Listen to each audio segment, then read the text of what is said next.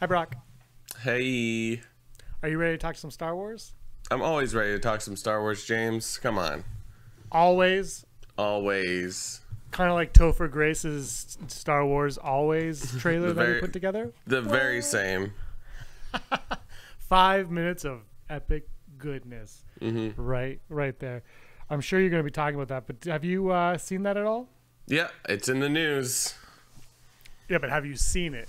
Of course I have. No, I just Topher Grace did a thing. Check it out. Check it out. It wouldn't surprise me, Rob McDonald. Today's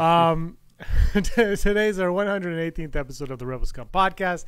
It's going to be so much fun. We're going to make it quick because you've got another podcast coming in right after you, don't you? No. Oh, you mean the other? No, they're tomorrow.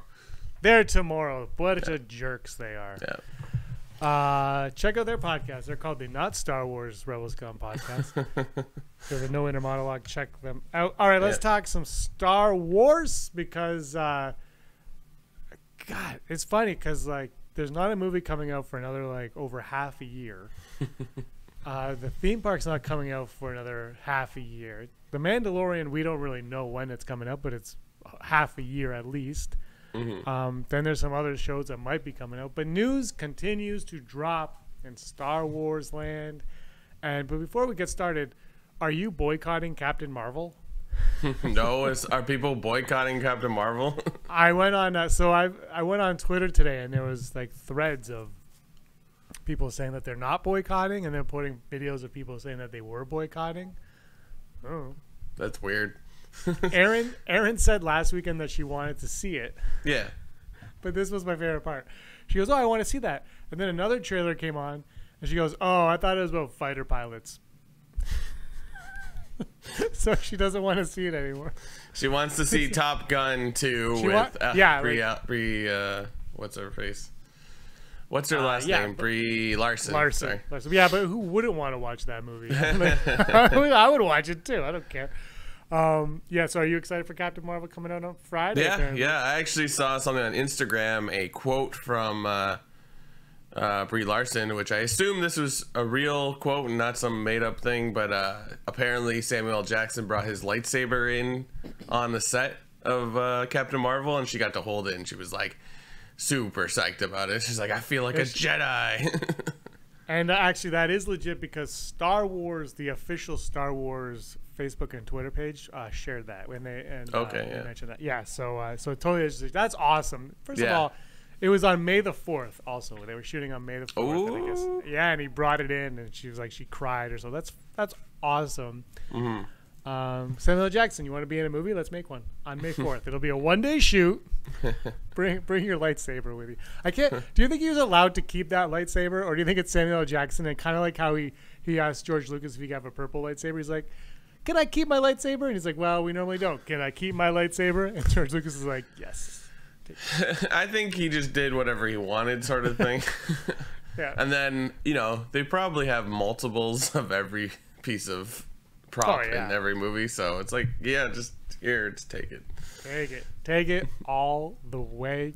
Before we get into anything, Adam Driver nominated for an Oscar last week. Have you seen BlacKkKlansman? No, I have not. I want to see it though. You got to see it. It's actually, I watched it. Yeah.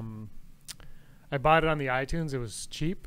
Nice. I only buy digital copies if they're cheap. Just everybody knows that. I don't spend $24.99 on a digital copy because no.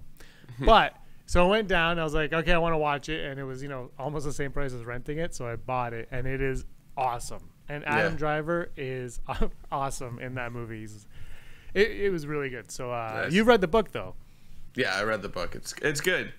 It's like, wow, I can't believe this is a real thing that happened. Even when you're watching it. But anyway, I bring it up because Adam Driver obviously nominated for an Oscar in that movie, and he's exceptional in that movie. He's really very, very good. Yeah. Nice. And the tone of the movie, I mean, the trailer tell you the tone, but it still surprised me, the tone of it, and it was good. It's a great movie. Adam Driver, phenomenal. Can't wait to see what he brings to the table in episode 9 as Sir Kylo Ren. He's knighted. General Kenobi Ren. Oh, what? I just made that up. Renobi. What if the twist is that he is actually a Kenobi and Rey is actually a Solo? What if the twist it was the entire saga was just a fever dream for like Watto or something like that? Well, actually, next week's Patreon special exclusive of Unleashed not next week, in 2 weeks, Andrew Fantasia will actually be talking about something similar to that regarding fever dreams and Luke Skywalker. So everyone on Patreon, you're going to want to check that out. I may or may not have already seen the video, and it's pretty awesome. Nice. And Patrons, if you haven't seen the new Unleashed this week about Kylo Ren's redemption, check it out. I haven't because it's Andrew, and I really don't give a crap. I mean, just kidding. Also, get Side Scroller. So what did you say? Okay, get Side Scroller on Amazon.com.ca.uk.it. Oh, Side Scroller, yeah. The winners, Christine, your copy is in the mail. So let us know when you get that, because he assured me he mailed it out. I think he strapped it around a pigeon and said "fly," and the weight just took the pigeon down. But anyway, let's talk episode 9, Knights of Ren. Brock, do you feel they will be playing a prominent role in the series finale of the Skywalker saga? I hope so. I mean, I want to know more about them. Like, I'm more excited about the lore of what this is. Like, why Ren? Why is the Knights of Ren? What does that name mean? If they're overly exciting characters, doesn't matter to me. Sort of, you know what I mean? Like, they could just be there. But what's more interesting is like the idea behind the Knights of Ren.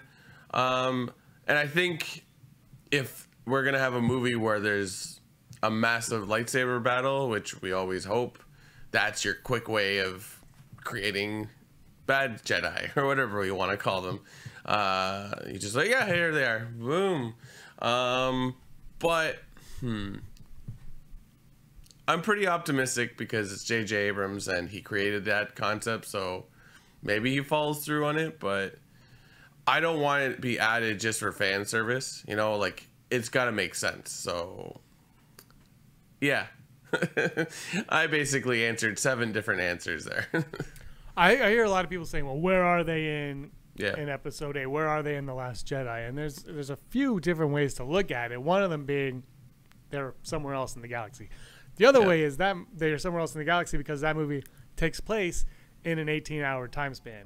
Like maybe they are literally 2 blocks down the road, but there's just no time for them to get there because it takes place in such a little time frame that it doesn't make sense for them to be anywhere because they're all having lunch or something.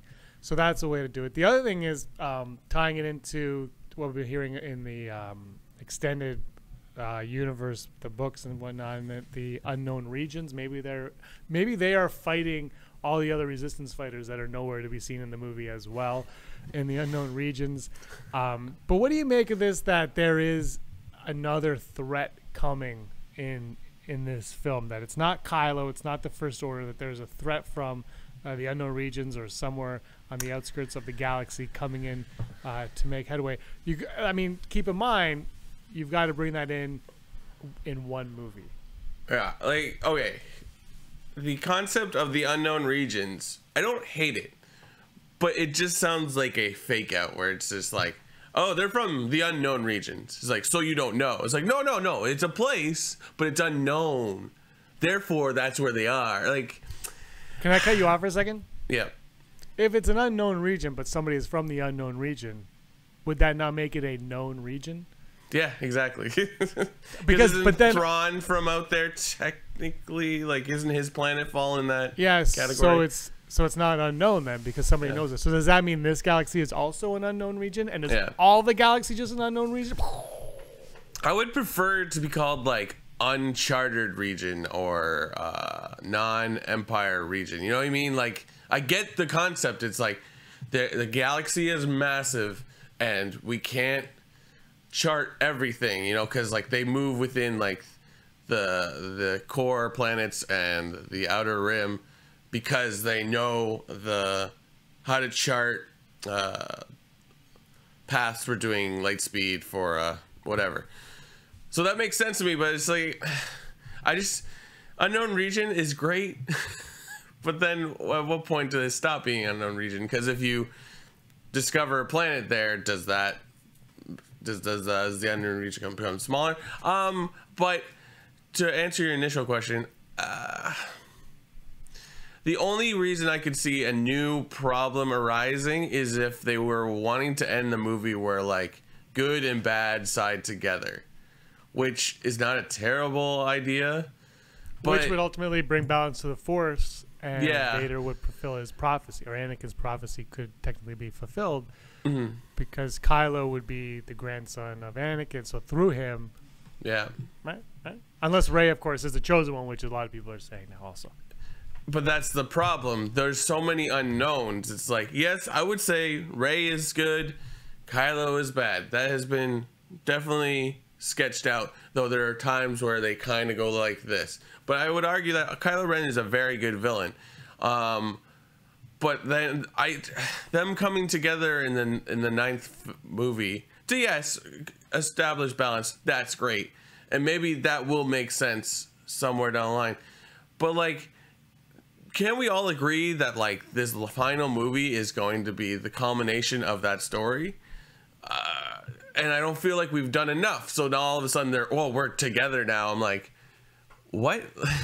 It seems off.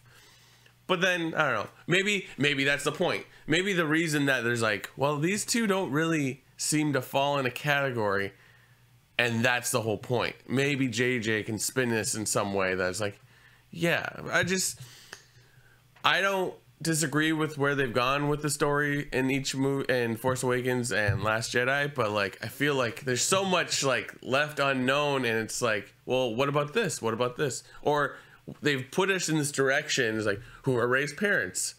Like, what happened between Kylo and Luke? I want those answers. I don't want a new problem that will be the focus of the film. Or I don't know. That's just my feel on it. Inevitably you're going to get a new problem, because obviously there has to be a new problem. Like the Emperor in Return of the Jedi is technically he's an old problem, but he's kind of a new problem in that he just shows up in that movie where we don't really see him before that. Yeah, I'm hoping it's more along those lines, where the new problem is really an old problem that just kind of comes a little bit more to the forefront of the situation. Yeah, but I'm with you. I just like the thing with when you do these movies like in these weird orders that these have been made is we've grown to care about certain characters. Yeah. And now you've introduced us to new characters that we've grown to care about. So tell us, like, kind of figure them out. Let us know what's up with them. Finish their stories. Yeah. Or, you know, if a new trilogy is going to be all about Finn, give me more, like, let me know why I want to see another trilogy about Finn. Like, and I do want to watch, but I mean, in this movie, set something up small in some aspect where I could be like, if there's a trilogy about Finn, that's going to be awesome, because that is going to be amazing. Like, I mean, look, you could love or hate Solo, but Solo is Han Solo is that kind of character where it's like we know enough about him. We're like, if we watch a trilogy, it'll be pretty awesome about Solo. You know, that more maybe with Harrison Ford as Solo, we could argue, debate that, whatever. But you know what I mean? Like, the characters are in that way, and now I think we're at the point where these are interesting characters, and I think they did a really great job with Poe in The Last Jedi, and I might get some hate for saying that, but I think he had the most growth in that. Where now, when he shows up in Resistance, I know you're in love with Poe, so we could. But for me, like after Last Jedi, I was like, all right, he shows up in Resistance. Now I'm way more interested in him as a character, because of his growth that he had. So I'm hoping that Rey and Finn especially get more of that in Episode 9, the first Last Jedi. That's what it's going to be called. The first Last Jedi. The first Last well, Jedi. I saw something on online about someone saying, sort of similar to the original trilogy cast, where it was like the first movie's Han, the second movie's Luke, the third movie's Leia. Someone said the first movie is Rey's movie, the second movie is Poe Dameron, and the third one would be focused on Finn. I'm like, oh yeah, that's kind of true. Though I would argue that like they all get a fair amount of screen time in some fashion. I mean, Poe not so much in the first movie, but like, you know what I mean? Like, it's like, yeah, okay, cool. So it would be cool to see more of a Finn story. But do you want to follow Finn? Like, it's sort of like, you always follow the Jedi. Like, you know what I mean? Like, it's like Leia and Han are interesting. Finn and Poe are interesting, but we care about what the status of the Force. So it's sort of, I don't know. Yeah.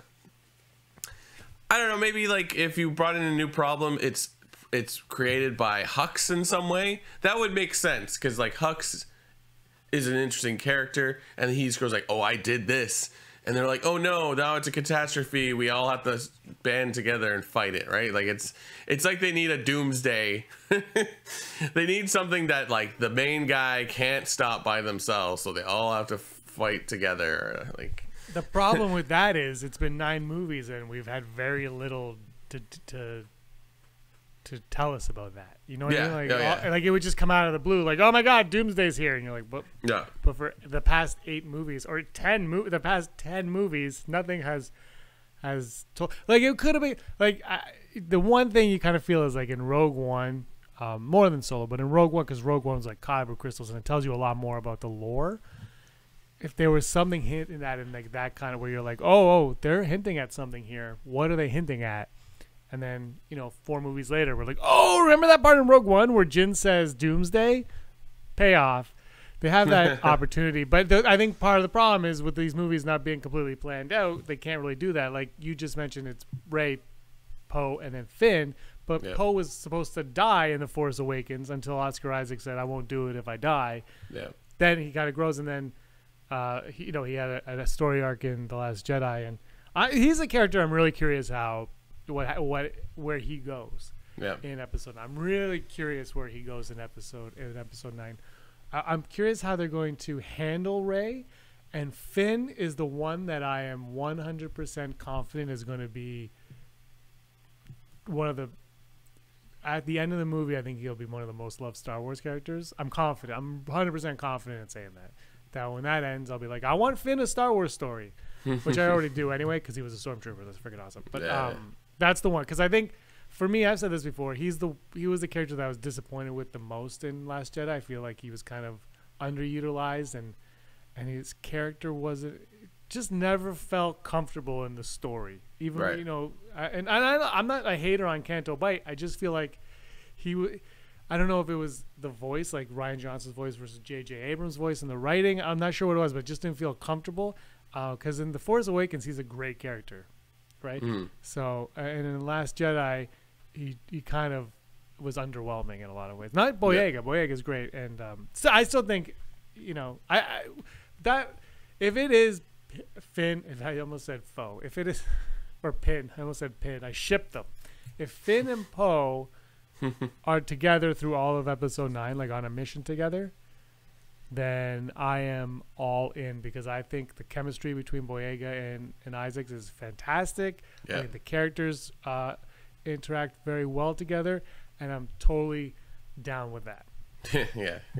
And I'm also down with Rose taking on maybe like Leia's role, like a general type role, like she taking over that position. Because now, in The Last Jedi, I can't say I wish she did that because her character wasn't established, but now we know her character, so maybe she's been promoted to higher up working with Leia, since we know we don't have Carrie Fisher, but we have her.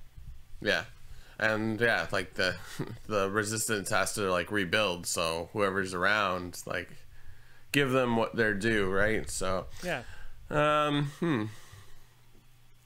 Yeah, I don't know, like I'm down for whatever they give to us. It's so hard to judge right now. I mean, obviously we don't have any information about the movie, really. I mean, we do and we don't. We've seen pictures. We've seen, or I don't know, we haven't heard any of the names, I don't think, of the newer characters added to this movie. So no. I mean, I guess we gotta wait till April at Celebration, because we assume we're gonna get a trailer then. It's hard to make a call. Like, I don't know. It's maybe this is the whole point. We're like, we could just make the same movie over and over again, or like, no, like, do whatever you want. You want to shake things up a bit? Cool, whatever. And it's like, we'll see how it goes. So I don't know. I don't know. Well, I want to ask you a question now. For everybody listening that doesn't know what this is, Brock, you are an English major, correct? Yeah. Okay. Define a MacGuffin for us? This is so funny because I keep hearing this recently. I have honestly never heard a MacGuffin, but in the last little bit, I've heard it over and over and over again. I'm like, Hitchcock was all about MacGuffins. But it just is all of a sudden it's like re-emerged. Yeah. A plot device in the form of some goal, desired object, or another motivator than the protagonist pursues, often with little or no narrative explanation. Like the briefcase in Pulp Fiction. Right, yeah. It's like, why is that important? Well, the reason why I bring it up is because I keep hearing there is a MacGuffin in episode 9 that everybody is after. Everybody is after this MacGuffin. And I want to know, and I want to ask you right now, we never talked about this, I'm throwing you under the bus on this one. What if there is a MacGuffin, what could the MacGuffin be that could lead our heroes and villains to Tatooine? I don't know. Like such a thrilling conversation. Like a MacGuffin in a sense in Star Wars would be like a holocron or a Sith holocron, sort of like they don't really like, we've seen them, and I could be wrong. There's probably books or moments where they are useful, but like, you know, the Rebels, like they find a Sith holocron, and it sort of makes them oh God, what's the young kid's name in Rebels? Ezra, thank you. It makes them evil for an episode, and that's sort of it. Like, but they're like kind of high, like it's important to have them, but like they never do anything besides relay information. But like, you know, if you were in a Star Wars anything story and you're like, oh, we have to go get this holocron, be like, oh yeah, and we would just accept it. So in the Star Wars universe, I would assume it's something like that, which could fit in with some kind of storyline with Luke searching for stuff, because, you know, in Battlefront and in Last Jedi, we see that compass that's like, ooh, that's important. Or what am I saying, the books that Rey hides in the Falcon, maybe those are the MacGuffin, where like it's important that she has them, and maybe it brings her to somewhere, like something. Like, I just feel like in that universe it's like artifacts, like Force artifacts would be something like that. I don't know, I can't think of anything outside of that. How about it doesn't take them to Tatooine, but it takes them to Naboo, and the MacGuffin is Jar Jar Binks? Yeah. Sure. Awesome. You know, it's awesome. Imagine it's like it's a Gungan, but like he's wearing a mask of some sort, which would basically make him look like Predator with the way their ears are. And then it's revealed it's Jar Jar. I don't know, but seriously, like MacGuffin all of a sudden is just a thing now. I've heard it several different times. I've literally never heard of it. Like, me reading off my phone was the first time I've actually read it. I don't think it's a literary term. I think it's more of a film term. I mean, well, what did I say there? I've never heard of it before. I learned about it in high school, and then then in film. So. But it's saying TV tropes. Oh no, in fiction, yeah. I don't know. I don't.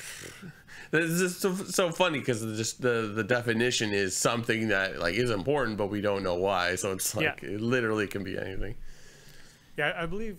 Yeah. Anyway, so it's so everyone's talking about this MacGuffin that apparently our hero and villain both want, and nobody knows where it is or what it is. But apparently, it takes Rey.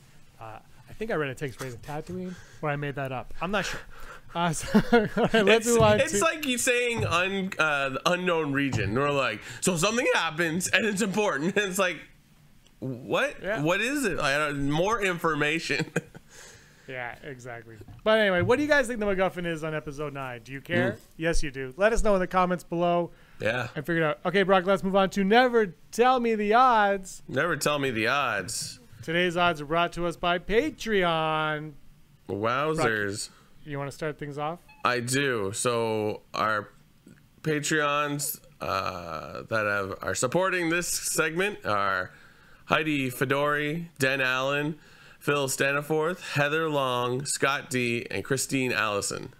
and Jacob Nixon, Andy Higgins, Mason Hope, Matt W, FP, and it grinds my gears to say the last one, the Den of Nerds. The Den of Nerds. They're basically like the Andrew Fantasia of dens.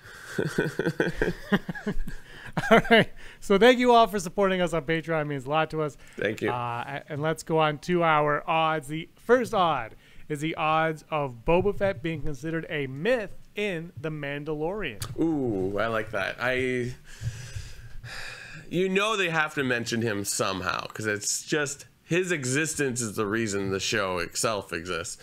I'm gonna go 90% in the fact that like he's gonna be mentioned somehow, but I like that idea of the myth. Like I'm still holding to like Nick Nolte is a crazy guy, and it turns out he's Boba the Fett somehow escaped the Sarlacc pit. That would be amazing. I don't think that's going to happen. I'm going to go 71%. I think he'll get mentioned. I'm really hoping the myth part comes to fruition. I think that'd be kind of cool if he was like, there was this one. His name was Boba Fett. But I'm not sure if they're going to go that way. They might just be like, oh, remember Boba Fett? He died in the Sarlacc pit. So I'm going to go 71% on that one.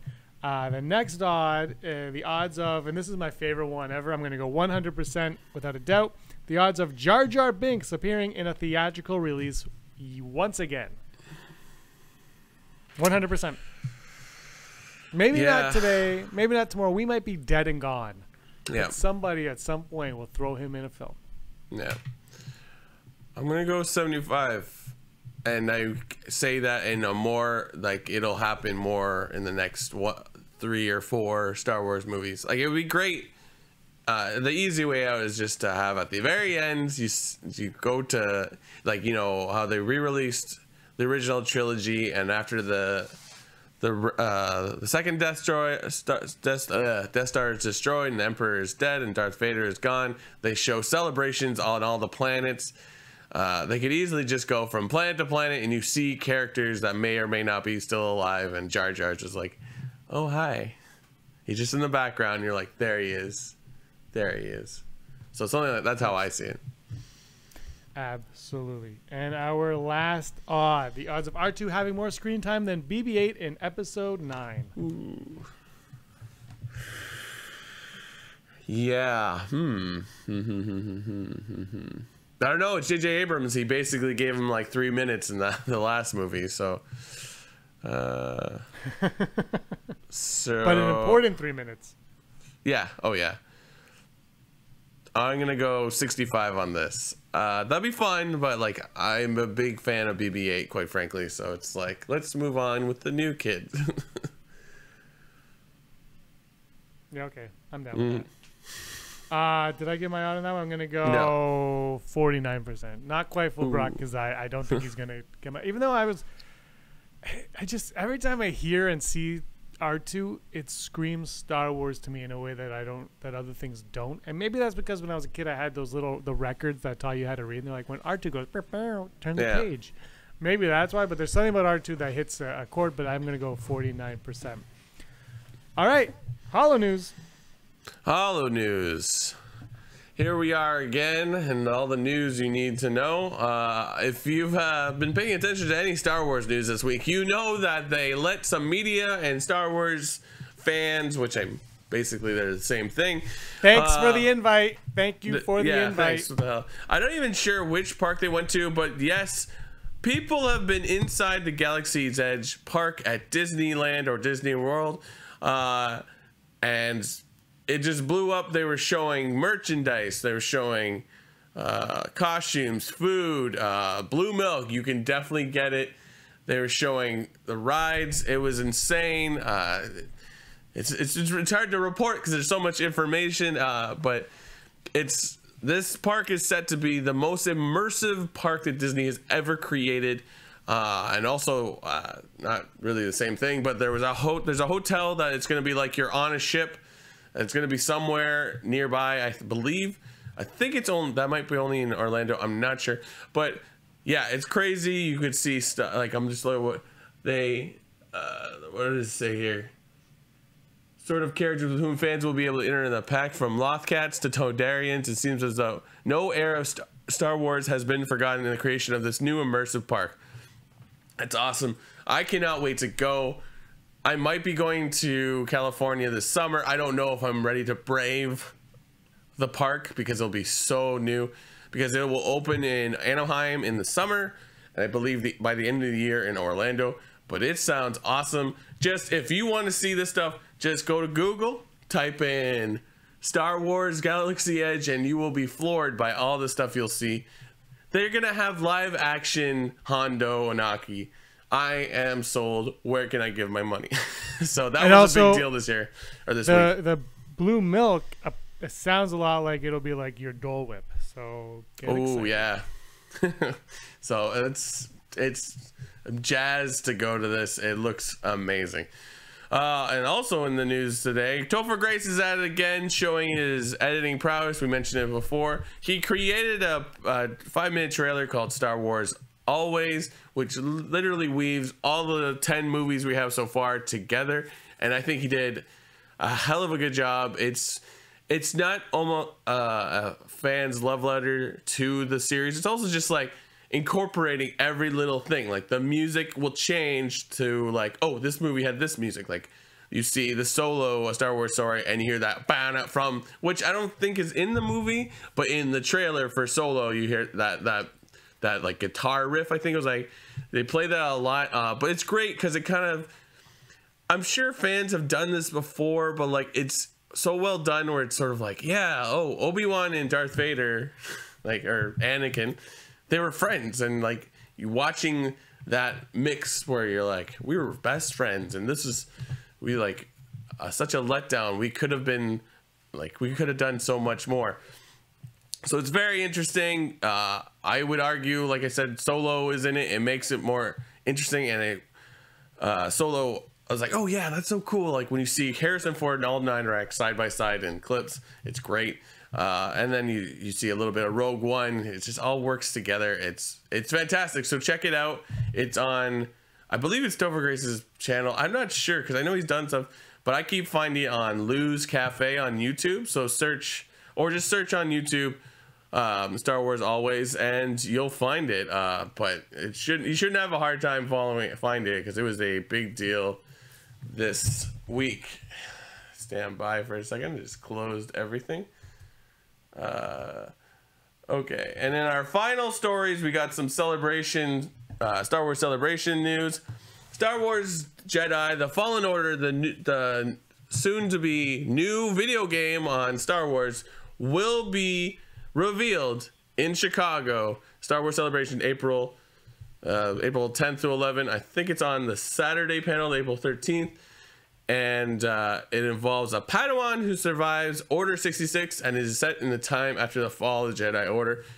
This is very exciting because love it or hate it, we haven't had a lot of love or hate Battlefront 2. We haven't had a lot of Star Wars stuff per se. They've done a lot of stuff in the mobile games, so it should have been pretty popular from what I can tell. But this new Disney era of Star Wars hasn't had a lot of video games, so it's exciting to see more of an adventure game coming up. I think this idea has been toyed around for a while. They announced they were working on this in 2016, so we'll finally get to see something that's exciting. And also they announced this week that Ray Park, who Darth Maul, you all know who he is, Tia Sircar, who played did the voice for Sabine, and Matt Lanter, who did Anakin, have been added to the guest list. So it's just growing and growing and growing, and like I think we pretty much have every voice from the Star Wars shows gonna be there. So if you're a big animation Star Wars Dave Filoni fan, you are going to see what you want to see if you're going to Celebration. Who knows, pretty soon we're gonna get some big hitters, like heavy hitters. Maybe we'll get a Oscar Isaac or a John Boyega, or who knows. But Anthony Daniels, please show up. You're an excellent person to listen to. So yeah, that's pretty much the Holo news for this week. Pretty exciting, no movie talk per se, but like a lot of expanded Star Wars items. It's exciting. I gotta say, I'm whether or not I'm gonna like that new video game, who knows? But about time they make a game. Jeez. They've had it for 5 years, or they've had the rights for 7 years now, Disney, right? And we've gotten 2 video games, and it's been a sequel to a game that most people wanted to punch the company. Like where I still don't understand where these games are and what's taking so long. They're printing money when they put out a video game, except for Battlefront 2 apparently. But they're printing money. It's so frustrating that they haven't got their poop together and made more video games. That's all. Like, come out with a crappy side scroller and we'll go bananas for it. A crappy side scroller by Andrew Fantasia. But look at the Nintendo Switch. Oh yeah. All the Nintendo Switch games are just Wii U games because nobody bought the Wii U. So they're like, well, we have these games that people didn't buy. Let's put them on Switch. And now they're becoming best sellers on the Switch. And I'm like, I want a Switch, but I'm the one that owns these games. So it's like, do you know what I mean? Like like people, Disney, look at this. Just take an old game and just remaster it for everybody. That's all they like. Every time they put the Xbox Online thing, whatever it's called, the online gaming where you can go on and play old video games. Every time they announce like a Knights of the Old Republic game, people on Facebook go bananas. They're like, look what's on here. This game from 2001. And I'm like, look, that's all you have to do. Just re-release crap that we love, and we will spend $80 on something we bought 17. That's what we do. Yeah, like Jedi Academy is on Xbox, I believe, and it looks good. I think that's the newest one. Ooh. But like, I know EA doesn't have rights, blah blah blah, but just do that. Just do that. Yeah, that's all you have to do. That's all you have to do. Anyway, that's my 2 cents on. Give us more Star Wars video games because. Yeah, whatever. We will buy it. We definitely will. All right, let's move on to top 5. Top 5. Today's top 5 are brought to us by nobody. Nobody. Patreon's sponsored our Never Tell Me the Odds, and Andrew Fantasia was too cheap to sponsor the top 5 today. What a jerk. I just don't even. I don't even talk to him anymore.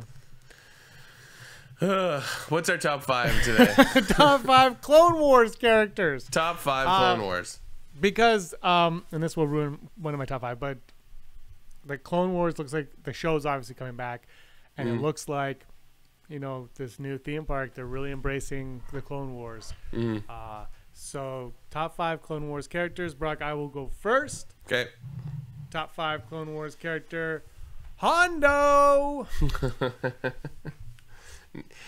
Yeah, like what a great character, like to just be sort of a throwaway character and then grow the way he does and then go into Rebels, like fantastic. Oh yeah, now he's an animatronic. Yeah. An animatronic. And the thing that's brilliant about that is if you know who Hondo is, you'll be like, yeah, and if you don't, you're like, there's an alien in Star Wars, and that's it. And it works every way. And then when you're done with the parking, you'll be like, I like that Hondo character. He sounded like Winnie the Pooh. My number 5 is gonna be General Grievous. Even though he's in the movies, it's like you got a better vibe of him, and like it's so much more important. Yeah, like he's just great, and you kind of like, we could have done so much more in the movies, But when you make things up as you go along, you come up with a character at the tail end. JJ. JJ. My number 4 is not JJ, but Jar Jar. Yeah, I'm going to cheat my top 4 suck. I'm going with Jar Jar Binks because I like some Jar Jar. And I thought the episodes he was in, they strengthened his character quite a bit, I thought. So, suck it, haters. My number 4, like when I think Clone Wars, I always think clones, and it's like there's so many that you can't really choose one. I think I have 2 clones on my list, so this one's gonna be Fives because his story really evolves throughout. I mean, you got Rex and Cody. They're kind of, I mean, you can't really do much with them. I think like Fives is one of those clone characters that they could do a lot of stuff with. So like to watch his story throughout, and then the finale of it is just like, wow. And I think a lot of people do appreciate him. I've seen a lot of like, I forget what those statues are, the expensive Star Wars ones. They have one that came out with like, it's two of them. One of them is fives, and I can't remember the other one. It might be heavy. It might be somebody will know. But anyways, so it's like, yeah, fives, and he's got that cool handprint on his what do you call that? Armor, I think. That's fives, right? Yeah, with the hands, because he's fives. Or am I wrong? You're right, I think. So yeah. That's my number 4. My number 3 is going to be... I'm always like this, where I'm conflicted on how I want to place it. My number 3, you've already said my number 3, so I'll just take it from you so you can have more time to think. It's General Grievous. Grievous. That's my cough for Grievous. Grievous is awesome. So yeah. My number 3 is going to be... God, what was it? What was my... I can't even remember all of mine now. Rex. No. Padme. No. Oh God, what was it? You know what? I'm gonna switch it up. Hondo Anaki is an amazing character. I love it. He's my number 3. And he sounds like Darkwing Duck. Yeah, exactly. And Winnie the Pooh. And everyone else on Disney. Yeah, pretty well. Love it. Fantastic. My number 2 is, this is going to shock everybody. My number 2 and my number 1 are right up there with my actual top 5 Star Wars characters. It's kind of a cheap list for my part. I really should have just been like characters just for the Clone Wars show, but I didn't. So I'm going to go with Maul, formerly Darth. When he was first announced as brought back, the trailer was like, what? Oh my God. So that moment alone is the reason why I had to include him on the list. Yep. And he's number 2 only because my number 1 is my number 2 overall in Star Wars as a whole. My number 2 is, it's a sort of a tie because they kind of intermingle a lot, and they're going to be big in the next season of Clone Wars. I'm going to have to go with number 2, Ahsoka Tano. Like, what a character! Or like, she's blown up in the cartoon universe, and people really respect what she's done. She's got her own book. I even I sort of referenced the Ahsoka novel recently when I was like, yes. And when a Sith crystal is purified, it becomes white, just like in the Ahsoka Tano novel. Yeah, Ahsoka didn't make my list because I wasn't associating her with the show because she seems to be bigger than the show for me. Exactly. So, she would be on my top 5 for Rebels probably.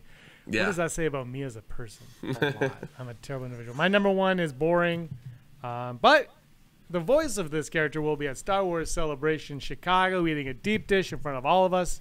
And that is Anakin Skywalker, who is my number 2 favorite Star Wars character of all time, behind only my number 1, which is Ben Quaterneros.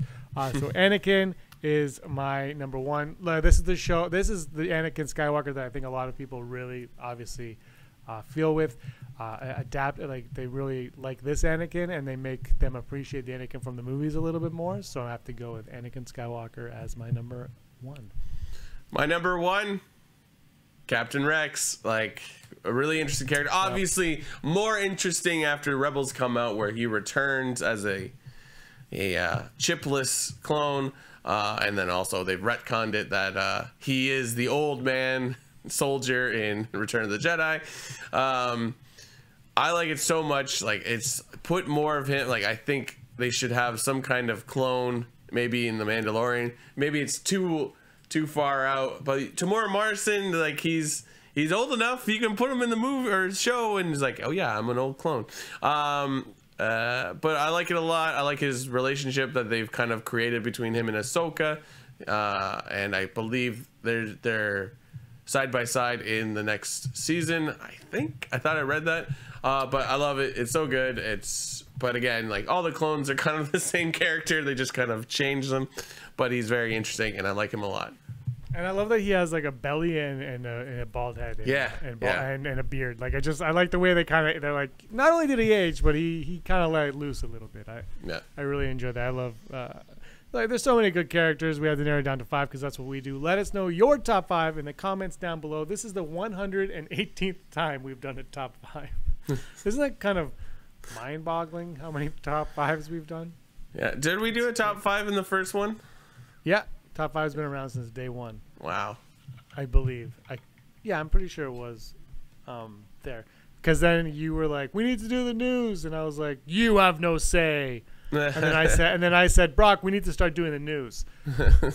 No, so it was the news. I think was like the second or third, and every time the odds was. But I think top 5 has been around since day one. I'll have to go back and listen and edit this part out. Thanks so much for watching and listening, guys. Like I said, comment down below. Subscribe on iTunes. Subscribe on. I don't think it's on Google Play yet, but subscribe on iTunes where you can watch us talk like this. Hello, hello, hello. And who's excited for Star Wars Celebration Chicago? I'm pointing at myself. Good. That is great news. I hope you had fun, Brock. I will. No, I mean, I hope you had fun today talking about Star Wars. I do. I did. I have. What's the proper tense? Okay. Well, that's good news. Send me your file as soon as possible so I can get this up for everybody. Because, Brock, you were always scum. Clone scum. Hey, scumbags. Thanks for watching. Don't forget to give us a thumbs up on our video. As always, please subscribe to our YouTube channel, Rebel Scum Podcast, for all the latest videos.